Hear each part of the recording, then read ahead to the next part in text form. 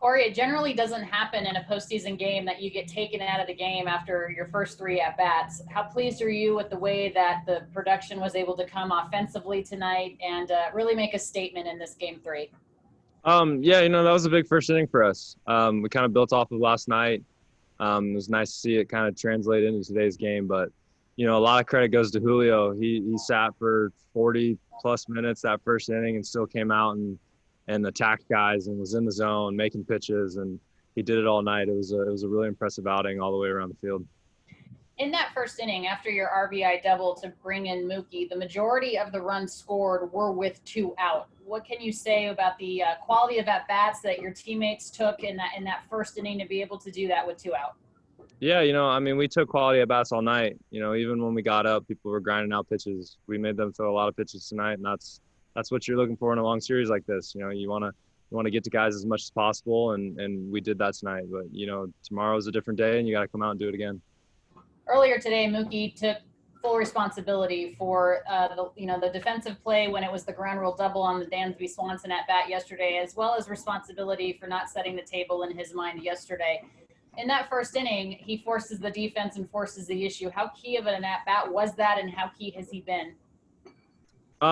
He's been great all around. That's a true professional taking responsibility like that. But that play down the line is a tough play. You're running around the wall. You don't know where you are. It's none of that's his fault. The way yesterday went is a team effort. We won today as a team. We lost the last 2 days as a team. So we're going to come back as a team tomorrow and try and put a good effort forward.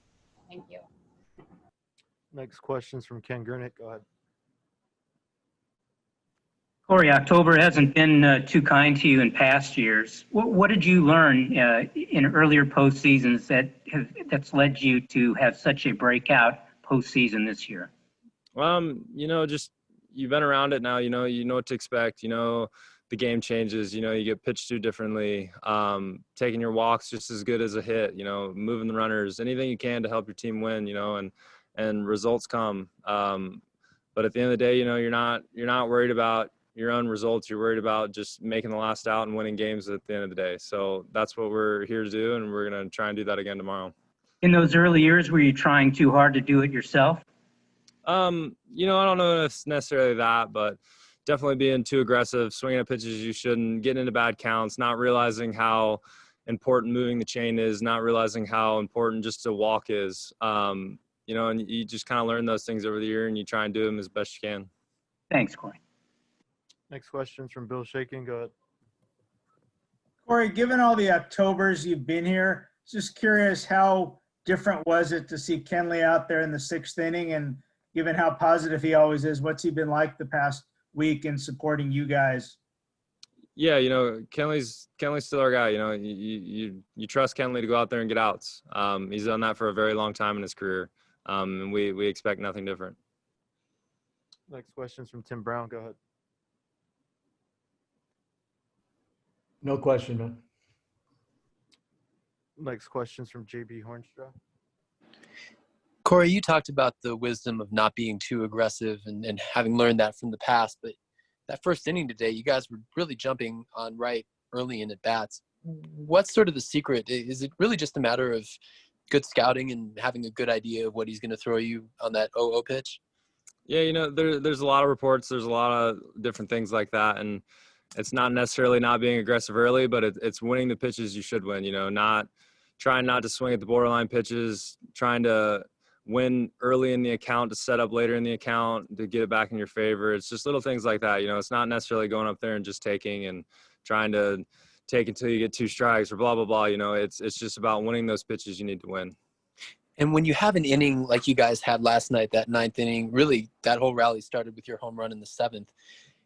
Can that build confidence to where coming into today, maybe you do have a little bit more confidence when you step up there trying to be aggressive early?